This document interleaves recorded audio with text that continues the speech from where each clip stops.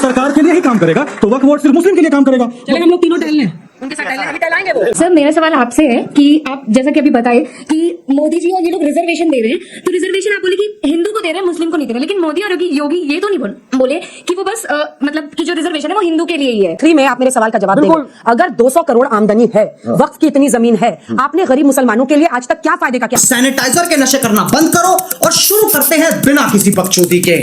जो इस मुल्क में दलित शोषित वंचित समाज है, जिसका जो हक है, संविधान ने जिसको जो हक दिया बिल्कुल मिलना चाहिए। हम उसके समर्थक हैं और बिल्कुल हम चाहते हैं लोगों को मिलना चाहिए। मेरा सवाल खान साहब से है, वो कह रहे थे कि डीएम जो है वो सरकार के पक्ष में ही काम करेंगे। ठीक है, मानता हूं, मैं मान लिया आपकी बात को, लेकिन अगर किसी हिंदू का वक्फ बोर्ड बोलता है ये मेरा जमीन है, तो हिंदू को जाना पड़ेगा वक्फ बोर्ड के पास। तो क्या वक्फ बोर्ड हिंदू के पक्ष में देगा कभी न्याय?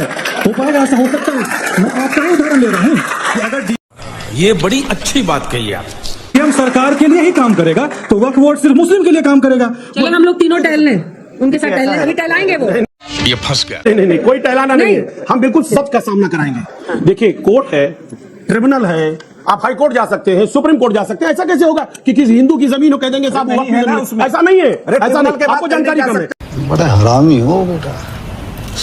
अरे भाई, आप बीच में आ जाते हैं, आपको जानकारी भी कम है और आप बीच में आ जाते हैं। झूठ मत बोलिए, गलत हम बोलिए नहीं हो सकता। कोर्ट है, आप डीएम पर शक जाहिर कर रहे हैं, वो वक्फ बोर्ड पर शक जाहिर कर रहे हैं। जवाब तो है नहीं इसका। हम सच्चाई को बता रहे हैं, ये सच है। सच ही पूछ रहा था। मकसद ये है, देखिए, जिसकी जो जमीन है वो रहेगी। ऐसा थोड़ी होगा कि वक्फ बोर्ड कह देगा कि साहब फला की जमीन मेरी है, उसकी हो जाएगी। ऐसा कैसे हो सकता है? समझ रहे हो? समझ रहे हो आप? समझ रहे हो? आज जैसे कि आप कह रहे थे कि हम सरकार नहीं कह सकती कि ये जमीन हमारी है या वक्फ बोर्ड नहीं कह सकता, तो आपका मतलब क्या है? ये जमीन है किसकी? और ये जमीन सरकार तो यूज कर रही है, पर क्या ये नॉर्मल जनता के लिए यूज होगी कभी? वैसे नहीं। बहुत शानदार, बढ़िया सवाल है। हाँ? बढ़िया सवाल। अच्छा, हाँ, सवाल तो शानदार है, जवाब मिलेगा कि नहीं? अरे वही जवाब देना। कितने स्कूल कॉलेज अस्पताल बताए, आज बताइए कितने बनाए आप लोगों ने? नहीं, मुझे मजाक नहीं उड़वाना अपनी चीज का, मैं नहीं बताऊंगा। मैं कह रहा हूं अंजना जी, जो जमीन है उस जमीन का इस्तेमाल कौन करेगा? सरकारें करती है ना। लेकिन जब सरकार पैसा देगी, पैसा लगा करके स्कूल कॉलेज बनाएगी, तब उसकी तरक्की होगी। पैसा आया कहां? अरे सरकार, आप नहीं, मैं जानना चाह रहा हूं, योगी जी वक्फ की जमीनें हैं, उसमें वो स्कूल कॉलेज क्यों नहीं बनवाते? स्कूल कॉलेज क्यों नहीं बनवाते? बनाए ना, सरकार के अंडर में है।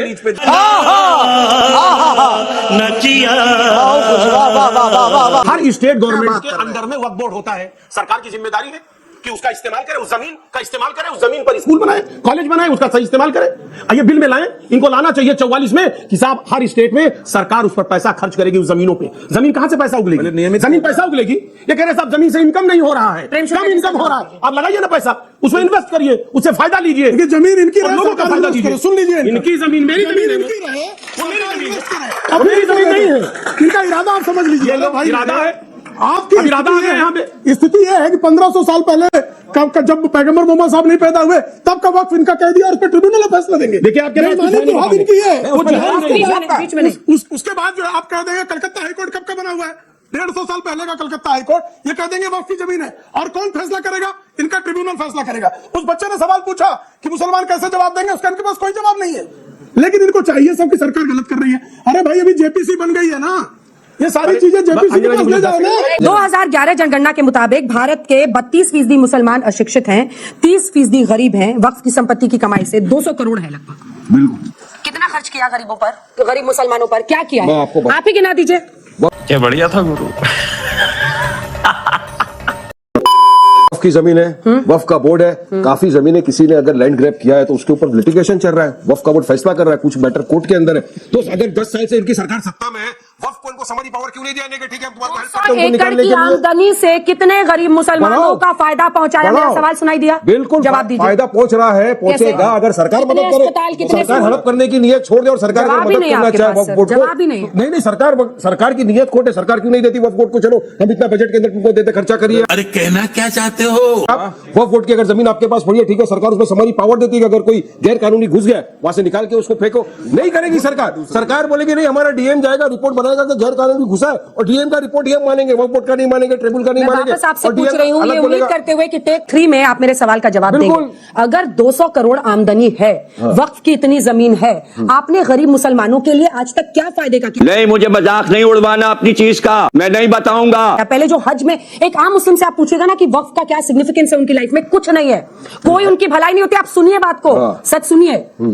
पहले हज में थोड़ी बहुत मदद करते थे, अब वो भी खत्म हो चुका है, सरकार वो कर रही है। सवाल ये है कि 200 करोड़ अगर आमदनी है, अगर रेलवे डिफेंस के बाद सबसे अमीर संगठन देश में कोई है तो वक्फ बोर्ड है, कुछ करते क्यों नहीं है? जवाब तो दीजिए। नहीं कर रहे, हर क्या स्टेट कर में रहे बोर्ड है, हैं? 32 वक्फ बोर्ड है पूरी तरह, हर तरफ बोर्ड है तो हम भी जानते हैं, कर बोर्ड क्या काम है? कर रहा है, बोर्ड काम कर रहा है, बोर्ड फाइनेंसिंग कर रहा है, बोर्ड का जो पैसा आता है वो बराबर कुछ इस्तेमाल नहीं, होता अब ये टहलाने लगा। नहीं तो क्या सरकार क्या चाहेगी? ले लेंगे हमारे मदरसे, हमारे खा जाएंगे, हमारे कब्रिस्तान को छीन लेंगे, हमारी मस्जिदें जो बनी है वक्फ की जमीन के ऊपर उसको ले लेंगे।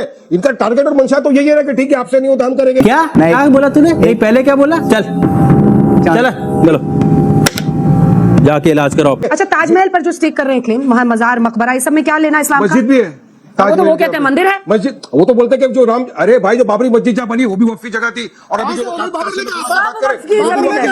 ख्वाब भी देख लें, ख्वाबों पे कौन पाबंदी लगा सकता है? देखें भी आपकी मर्जी, आपके ख्वाब है, जितने मर्जी ख्वाब देखें, लेकिन हकीकत ख्वाब से अक्सर बिल्कुल अलग होती है। वो भी वक्फ की जगह है। क्या करेंगे उसका? ये चाहते हैं कि उसको डिस्प्यूट में ला के वापिस से खड़ा कर दे, इसीलिए नियत क्या है, काशी मथुरा का भी बता देना कि वक्फ की जमीन नहीं है, ये हमने ले लिया। अबे साले वक्फ का वक्फ की जमीन है, पेपर है, डॉक्यूमेंट है, सुनिए आपको पता नहीं है, दो के बीच में एग्रीमेंट हो चुका है। कौन है ये लोग? कहां से आते हैं ये? अभी सर आपने बोला कि आपकी जितनी भी जमीन है वो सारी रजिस्टर्ड है, तो सर अगर जो अमेंडमेंट हो भी जाता है तो उसमें दिक्कत क्या है सर? सर ये तो वो वाली बात हो गई ना कि चोर की दाढ़ी में तिनका। अब आप बैनर पे लिख लिख के लगाइए ये तो होगा, हाँ ये सब होगा। नहीं चोर की दाढ़ी पूरी लोग नहीं, नियत नहीं, पूरी दाल इनकी तो काली काली चल रही है। आपको पता है 44 जो अमेंडमेंट ला रहे हैं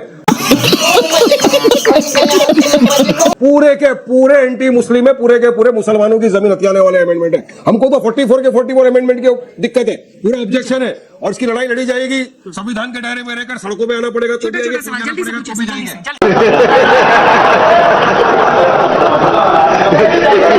हाँ तो भाई लोगों, जय श्री राम, राम राम, सबको राम राम।